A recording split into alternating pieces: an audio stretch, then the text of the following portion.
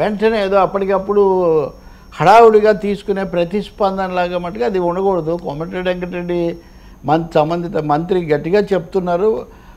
రేవంత్ రెడ్డి స్వయంగా సభలో ప్రకటించేశారు. పరిశ్రమ పెద్దలు మాట్లాడి దీన్ని కొంచెం సర్దుబాటు చేస్తారేమో మనం చూడాలి. దీర్ఘకాలంలో ఇలాగే ఉంటుందని నేను అనుకోను. తప్పకుండా ప్రభుత్వం ఏదైనా కొన్ని మినహాయింపు అనేక పద్ధతులు ఉంటాయి. మనలాంటి డ్రాఫ్ట్స్ పీపుల్ ఉంటారు. ఆ డ్రాఫ్ట్ అలా కాకుండా ఇలా రాసి కొంత వెసులుబాటు కలిగించే అవకాశం ఉంటుంది. రావాలి అని కూడా నేను కోరుకుంటున్నాను.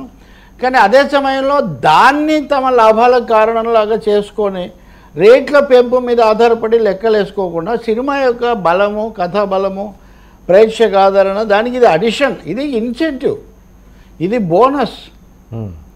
రేట్ల పెంపు అయినా బెనిఫిట్ షోస్ అయినా అవి ఇన్సెంటివ్ లాంటివి, బోనస్ లాంటివి, లేకపోతే అంతేగాని దాన్ని ప్రధానంగా చేసుకోవడంతో ఇప్పుడు అది తగ్గిస్తే ఏమవుతుంది ఇలాంటి చర్చలు వచ్చాయి.